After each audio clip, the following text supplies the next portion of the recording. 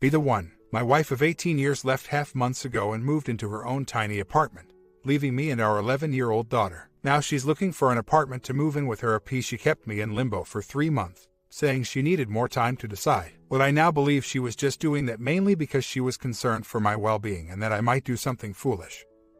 Although I did detect what I thought were genuine reservations about her decision. She's moving in with a man 16 years older than her. She's 43, who she met at work. He has been kicked out of his home by his wife after I anonymously exposed the affair. That may have been a mistake in retrospect, since it may have hastened the two of them moving in together. Once I found out that they were getting a place together, I contacted a divorce lawyer, and my wife agreed that we could try to get an uncontested divorce. She basically says she once loved me romantically but not anymore. I have stopped associating with her and have tried to keep communication to topics strictly related to our daughter. Although I have slipped up and sent messages that expressed how hard this is and how much pain I'm in, which probably isn't a good idea. Even though I plan on proceeding with the divorce, I want to reconcile even though the chances seem very slim. My questions are, should I not pursue the divorce right now and maybe wait a few months to see if the affair collapses? Has anyone who has been through this have any advice as to how to cope better? And has anyone been through a similar situation that has ended up in reconciliation? She is still trying to stay involved with our daughter, but I know she struggles with the emotional part of that. My wife is childhood and has disowned her family,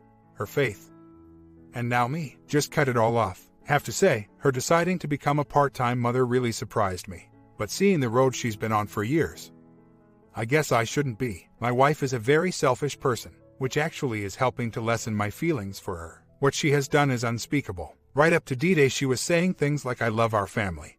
It's you and me forever, and of course I love you so much." All lies. So yes, I will do everything to protect my daughter. In the state I live in, there is no contact with a non-related member of the opposite gender for the 70 days between filing and court date. She thinks I should let her break that rule. She's agreed to not fight for the house or custody, so as of now I'm in the driver's seat. I have my first lawyer appointment tomorrow at 4:30. Had a discussion on the phone with her at lunch. She complains that the two of them are having trouble scraping up the money for first, last and security deposit, and that they will be quite cash poor. He's paying hefty child support now.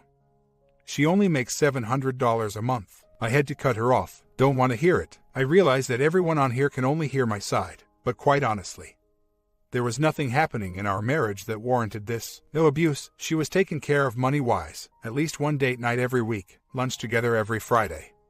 Bonding at least twice a week. No arguing or strife. And lots of family activities. I'm just having a hard time wrapping my mind around the psychology of this. There were no signs that I could detect whatsoever. She voiced no complaints. In fact, she seemed happy. I guess it must have been the affair and she just decided she wanted that more. To leave me is one thing, but to leave your child is mind-boggling. I certainly can accept her not being in love with me, although she told me recently that she was in love with me for a long time, and I believe that could have been rekindled had she told me prior to the affair. Regardless, it doesn't justify cheating. Tell me you're leaving, get a place, divorce me, and then date. Well, Saturday night I got the call. Wife is 1 week away from moving in with AP and is now panicking. She says, "Is it too late? I want to come home." I think the fact that I've started the divorce up and her impending move have brought this on. Sunday morning when we talked, she was less sure about coming back, and she wants to talk tonight. My guess is that she spent Sunday with him and she'll now be back to moving in with him. Not that I would take her back anyway, just the fact that she was so selfish to open this wound back up while in an emotional moment shows her extreme selfishness. Has anyone experienced something similar? My feeling is she'll go through with moving in with him. They signed a lease and she took a $2,800 cash advance on her credit card for first month and security department. My guess is she's got several thousand now in debt. It just keeps spinning more out of control. I think in a few months she'll be looking for a way out, but she might surprise me tonight and tell me she wants to return. I decided to pay a visit to the wife of my wife's AP. The possibility exists that my daughter will be spending time with him in the future, so I wanted to talk to her about her safety around him. Didn't expect her to tell me if he was a molester, but sometimes you can get a clue from someone's reaction to a direct question. Also, I was curious to get some background information on him and to see how his actions impacted his family and friends. Let me start by saying that my wife is 43, 5 feet, 115, Asian, very attractive, and very physically active. I have met him pre-affair and he's a balding 57-year-old guy about 5 feet 6 and 40 pounds overweight. But what his wife told me blew me away. First, 4 years ago he had a stroke that left him with no nerve sensation in his right side, so he's constantly burning himself. He's deaf in one ear, has circulation issues in his legs, been impotent for years. He's an alcoholic, generally ends his night with 2 bottles of fine Italian wine. He also has sleep problem which requires the machine and mask every night to breathe. My wife is going to love that. She's lit a very light sleeper and stuffs 2 earplugs in each ear even when there's silence. Financially, he signed the house over to his wife. He has no health insurance and is still paying the hospital for his stroke. He has a $200 credit card bill on a card he had to negotiate a settlement on. He has to pay $800 a month for child support. His wife said that there have been times where he was unemployed for years while she worked 7 days a week to pay the mortgage. She told me, he makes $50,000 a year, my wife makes $8,000. Adding up their rent, had to have an expensive loft, 3 beds, granite and high-end appliances. He's driving a Germany car. Must be trying to trick us all into thinking he's a 6-figure guy and estimating all the other expenses.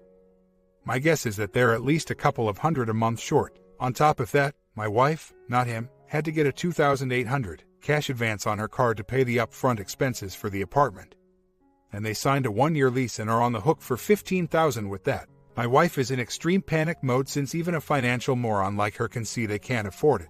But she also can't afford to stay in her 1-room apartment alone either. Hence the call I get a few nights ago that she wants to come back. I really thought it would take 6 to 8 months for this to implode, but she surprised me and cut that in half. Kudos. As far as the wreckage on his side, none of his children speak to him. In fact, his oldest son changed the locks on the house. His wife is in therapy and on 2 meds. It's only begun and I can't wait to watch the drama unfold. The night my wife called to ask to return home, one question made me chuckle. She asked, "You talked to his wife, do you think she would take him back?" I almost think I'm in a dream. She was always attracted to tall, handsome men who were quite a bit younger. I'm not young, 51 but look mid-40s. 6 feet 1, 180 athletic, all my hair. Good teeth and absolutely no health problems. That she could be with him revolts me. He's smooth though, a real gourmand, wine consultant, and of course showers her with praise and compliments, which feeds her massive need for male validation. Guess I just didn't match that. But once he gets to know her level of self-absorption and the fact that she's completely disinclined to pull her weight financially, there could be some wild fights. I realized that a less attractive man with the proper charisma can attract beautiful younger women with their personalities. I acknowledged this to my wife many times and said, if you think that's the real him and that's what you want, go for it. He's a fun guy and showers her with attention. Of course, they haven't lived together and he's been on his game at all times. I always tried to be attentive to her and make sure we got away together every week alone for dancing, dinner, drinks, just let loose and have fun regularly. But every interaction they have revolves around some sort of fun, no mundane household stuff. Bills and money issues, children, sickness, etc. No marriage can compete with that. His ex-wife, whose comments I take with a grain of salt, but who nonetheless still loves him and would take him back, I think, simply describes him as a handful.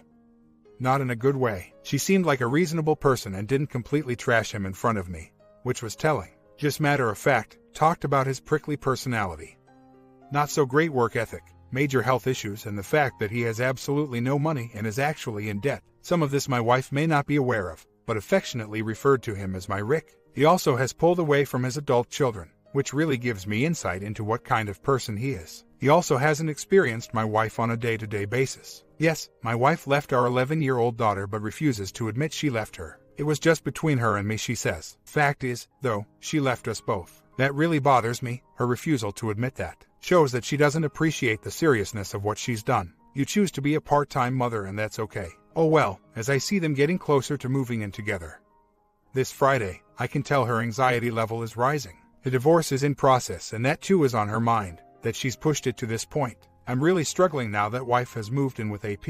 It's been a nightmare, having to drop my daughter there, thinking of my family life being over.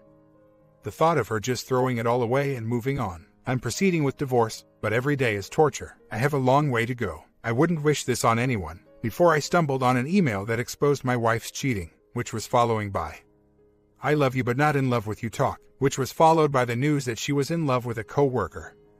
She would say things like, "I love you so much.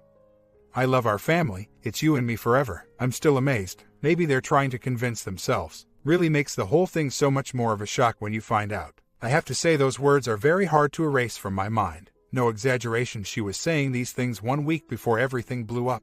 Have any of you experienced this before you found out about your WS cheating? Maybe vengeful isn't the right word. I'm feeling a lot of anger today. She left my daughter and I and moved in with AP, and I know they spend Sundays together.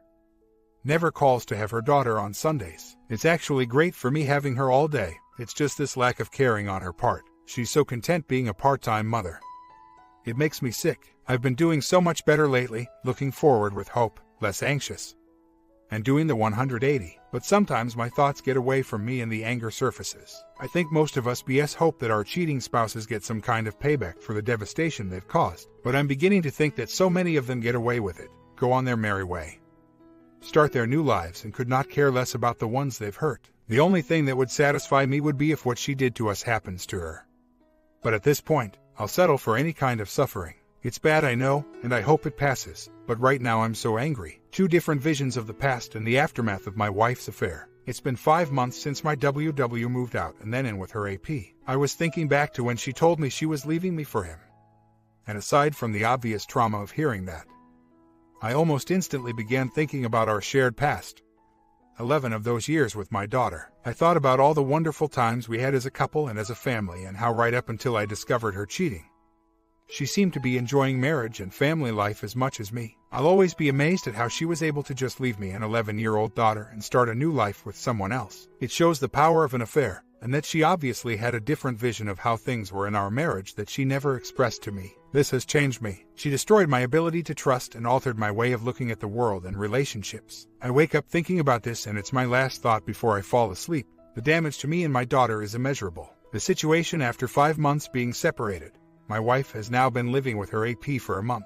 Court date is 10/31, and I've been doing the 180. She shows absolutely no signs of wanting to return. In fact, talks about our daughter going to school in her district next year. I thought the impending divorce might cause her to consider I feel as though I'm making steady but slow progress in breaking from her emotionally. I wish I could speed it up. I still have moments of wanting her back, and I want those feelings gone. All my logical thinking goes out the window. What she's done to me and my daughter and her emotional problems.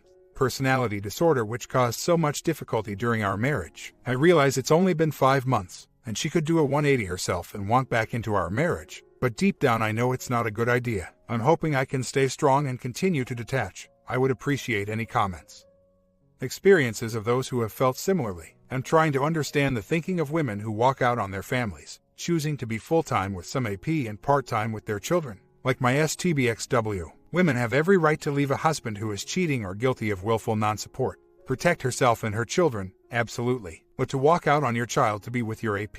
My daughter knows what life was like when we were all together. She knows her mother is a cheater and left to be with a man who left his wife and children. And now my daughter gets the crumbs from her mother's table, so to speak, and she knows full well that's what she gets. It just amazes me. Selfishness and self-deception. If they think that all will work out fine and their relationships with their children will survive unscathed, they are in for a big surprise. I've been doing the 180 for over a month now, and lately I've been thinking of things that I want to say to my STBXW. Some of them I've already said soon after D-Day, but want to make sure she understood what I was trying to express.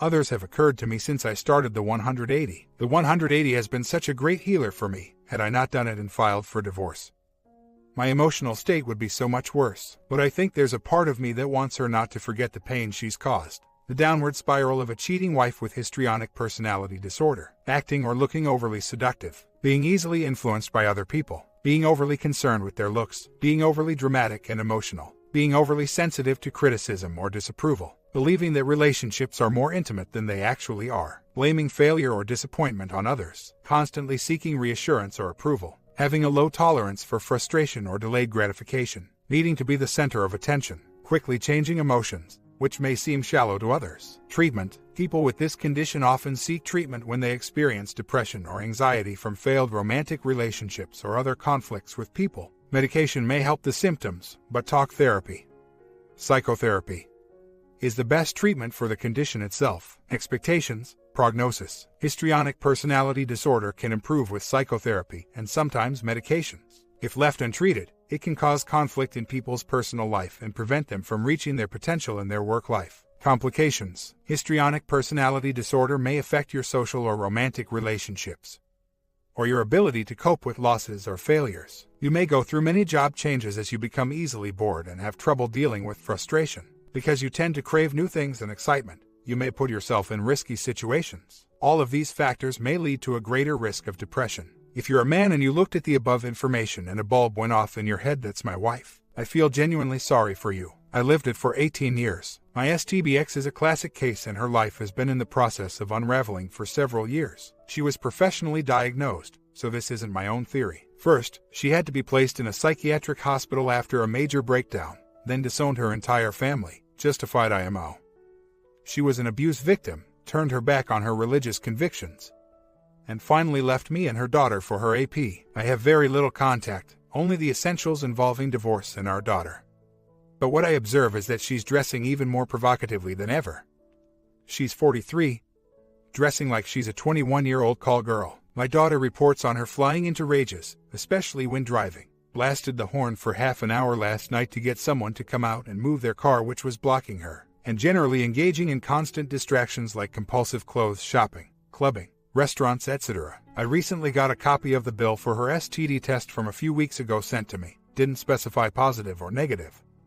So she's either cheating on AP or she suspects he's cheating on her. She seems headed for disaster. She has no interest in therapy. It's sad really, the need for constant excitement, novelty and validation. She's embarrassing herself and setting a horrible example for her child. I understand that the abuse she suffered contributed to this, and I do cut her some slack because of it. But this kind of person can't be fixed. I still feel the hurt of the betrayal, but the problem is no longer mine. Good luck to her AP. Maybe someday I'll write him a letter and thank him for taking her off my hands. My STBXW when trying to describe her feelings for the OM is all over the place, from not really wanting him, to infatuation, to love and back again. And she'll text me and tell me she loves me more than words can describe. In the beginning of the affair, she told me he adores me. Getting close to court date, no discernible change in her attitude. Looks like she's going to hang in there with the AP. They're in debt up to their eyeballs and she's still spending wildly according to my daughter. I've stuck to the 180, working on myself, taking my meds, and looking forward. Honestly, at this point after being cheated on by 2 wives and going through my second divorce, is it worth it? I'm sick of it. I'm 51, maybe I'm done with relationships. Might not be my thing. The past 5 months have been brutal, but I'm beginning to appreciate the peace. It's a great idea to not attach to someone to the point where you feel that you can't live without them. Very hard to do though. The thing to do is work on taking responsibility for your own contentment and not make it contingent on a romantic relationship. That was my mistake with my STBXW. I realized that I looked to her to fulfill me, make me happy and secure. Huge mistake. That's my fault for not working on myself and being codependent. I fear falling into that trap again, so I'm taking this time that I'm alone to focus on other interests. Reach out and do things for other people and not focus on myself all the time, just become a more well-rounded person. If I were to become romantically involved again, it would be with a strong, independent, self-reliant woman who has wisdom and integrity. The complete opposite of my STBXW. Sent her the papers. After emailing them, it took 6 hours for the response. Her text to me, hard to read and surreal. She knows I'm serious, and my only response to her was, I will let the lawyer know it's a go. The court date is October 31st, and seeing the final agreement, while sobering, didn't knock me out emotionally as I thought it might. The 180 has been a lifesaver for me. Detaching, no contact except for essential child and divorce issues. Not responding to her occasional efforts at small talk via texts. Her life has been spiraling, health problems, can't find a decent job, growing debt, her old car breaking down. I seem to be going in the other direction. I have my daughter most of the time. She doesn't want to be around the AP. I've been saving money and enjoying going out to coffee shops by myself and hanging out with my grown sons. Life is simple. I'm not lonely. The weight of dealing with 6 years of her cheating being gone is so freeing. I had no idea how that was affecting me, but now that it's gone, I finally have peace. Oh yes, cheating is definitely abuse. Wife on vacation with OM, she moved in with him 2 months ago. And we're 1 week away from our court date. And the 2 of them went to visit his weak mother for 6 days. For some reason this is really hard for me to take. Maybe because I feel that the reason he's taking her there is to possibly to tell her that they will be marrying after the divorces are final. I know I'm not completely over her yet, so that prospect does bother me. Makes me think back to vacations we took as a family and now she's gone away with him. Also, the fact that she can leave her daughter for 6 consecutive days angers me. She's never not seen my daughter for anywhere near that long. My daughter hasn't taken it well. I guess I just shouldn't care. One of those things that are out of my control. It's just one selfish act after another. So, during this little vacation my STBXW is texting with my daughter and keeping her updated on what she's doing. And of course my daughter relays some info to me. Finally had to tell her I really don't want to know. Felt bad, but everything related to my STBXW, her voice, presence, texts or anything that is going on in her life makes me anxious and depressed. I know I have PTSD from D-Day. This is why I haven't had any problems with the 180 I guess.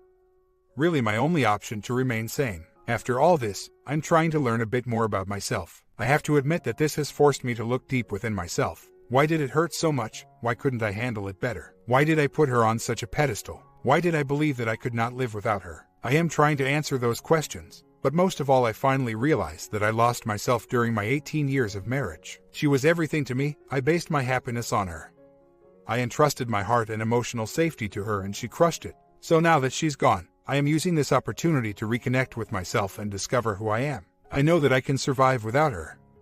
I can take care of myself and my daughter quite well. Life now is simple. I don't watch TV. I don't read books like I used to. I don't follow or care about sports like I used to. I look forward to going to bed. I enjoy work more than ever and taking long walks and sitting in the sun thinking and playing games and talking to my daughter. I appreciate the time I have left with my elderly mother and I hug her more. I like exercising and I eat exactly the amount I need and no more. I pray when I walk, when I'm in bed, when I'm working in the yard. I appreciate nice people who do thoughtful things for me and others. And I realize time is passing and I need to use my life in a worthwhile way. So, thanks STBXW, you forced me to stop, think, notice and rethink everything. You taught me what to look for in a woman, the polar opposite of what you have become. It's too bad you had to nearly finish me, but you woke me up and I'll always have you to thanks for that. Got divorced yesterday. It was a sad day. Lots of crying on my STBXW's part. It does feel like death, definitely. I am so angry at her for unilaterally ripping our family apart. This entire episode culminating in divorce has completely soured me on a future serious relationship. Everyone says that time will change that feeling. I hope it does. But this is my second divorce and I can't imagine trusting again. Not just someone else, but also trusting my judgment as to a future partner. I could not have chosen two worse women to marry. An hour after we left the courthouse after our divorce hearing this past Tuesday, I stupidly texted my STBXW that I still love her. I knew it was a mistake as soon as I sent it, but of course I can't undo it. I had been doing so well with NC, I was stoic during the hearing, and then got emotional and texted her. I guess not much else to do but not repeat the same mistake and keep NC. I hate that she now probably thinks she has control over me. I love her, but that doesn't mean that I can or want to or I will never ask for it, and if she ever does, I honestly doubt that I could do it. She's been telling me over the past several weeks that she made a mistake leaving me and still loves me, and I guess I allowed that to mess with me. About a year from the beginning, yesterday I get a text, other man has moved out.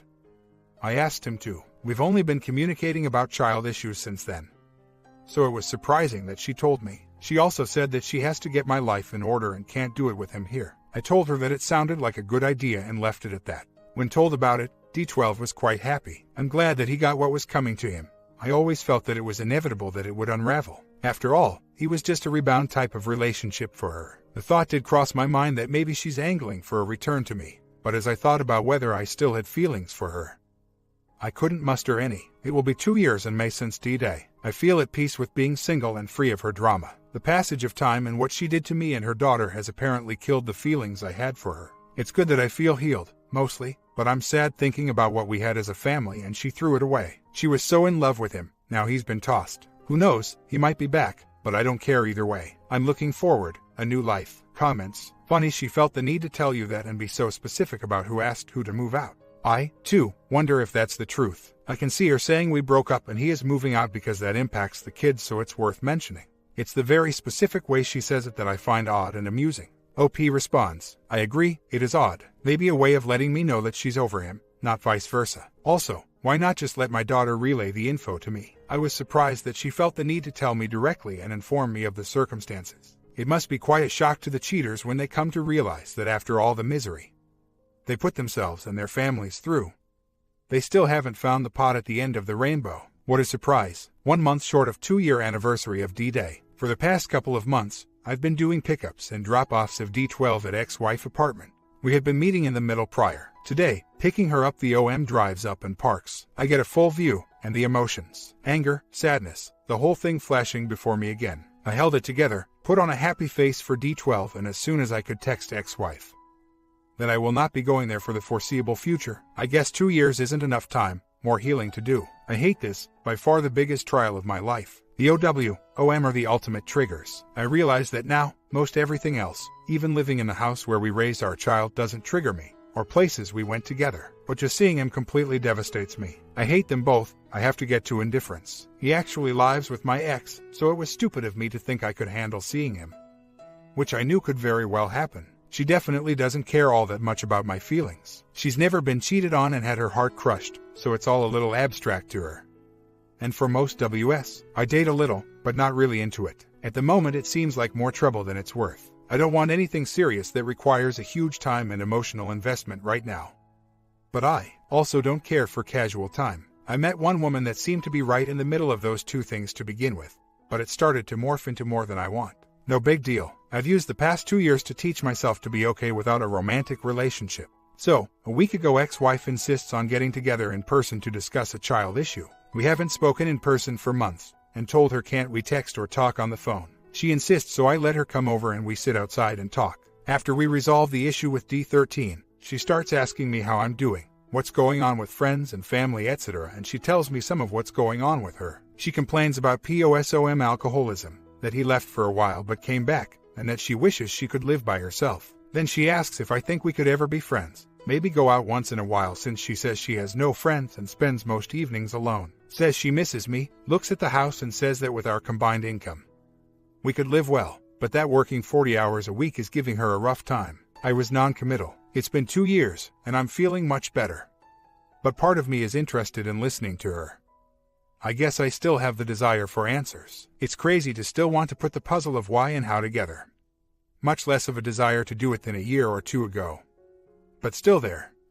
Nonetheless, oh, and she tossed in this unsolicited comment, I don't know if I could ever be intimate with you again. Join the club. The curiosity is strong. I want to hear about her troubles, financial and otherwise, that she's disillusioned with the POSOM. That she made a mistake leaving me in D13. Well, I disregarded all the advice to not get together with my ex-wife and did it. I've been putting off posting this, but I decided to because maybe the experience might help someone else who is in a similar situation. I decided beforehand that I would not bring up the infidelity, or my feelings about it. It's all been said anyway. So, I listened, we talked about general things, what's been going on with my family, things about our daughter. Past things we did together. She was very nostalgic, brought up a lot of pleasant, or what used to be pleasant, memories. Many things I had forgotten. We left the first bar and walked down the street to a place we went to often when we were together. Overall, it was not an unpleasant experience, and it gave me insight into how difficult her life is now. And I could sense her loneliness and dissatisfaction. We sometimes think that when they leave us, they've moved on to a great life. But as many have said, generally not. I realize that there is still a pull. I miss family life with her. It was almost always good from my perspective. I suppose that was part of doing this, still hanging on to that thread of hope. But I also wanted to face my fear, to see if I could be in her presence without feeling angry, or sad, or to feel compelled to vent. And I accomplished that. It helped demystify things, pulled the curtain away and gave me a glimpse into her life and how throwing me and family life away like she did has not led to contentment. That all her issues have gone right along with her. I suppose I knew all that anyway, but to see it in person was interesting. Anyway, I don't think it set me back. I can honestly say that I didn't feel drawn to her. And having made it this far, I know I can continue to detach. In fact, it may have helped along in that. So, she said she was going to leave and she hugged me and left. I stayed and finished my drink. The next day she texted me and said she had a good time, and that she's not at peace with things at all.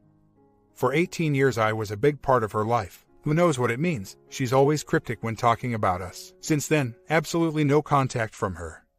And I haven't contacted her either. It was her idea, this meeting. Not sure what's next, if anything. She could suggest but I don't know if I would attempt it. Maybe she was just feeling nostalgic. I'm just going to keep pushing forward and healing. A year later, I've been dating almost continuously since maybe 2 months after my divorce. I have no desire to fall in love with anyone, but I miss female company. Not just bonding, although that's definitely a part of it. I'm always upfront with women. Let them know that I just want a once or twice a week thing and I'm not looking for anything serious. I always date one person at a time and have met many really great women. Thing is, I find it to be pretty empty. It's great to have someone to have fun with, go to dinner, see a band, and maybe end up in bed, but it's unsatisfying. I'm thinking that I'm going to take a dating break until I can open myself up to falling in love again. I'm still attached to my old life, haven't broken away from it, and I'm afraid to open my heart up again. But this casual dating stuff isn't doing it for me. Got to do some more work on myself. My comment, OP made the mistake of contacting her again, but he did choose the correct path in the end. Sub and bell and stay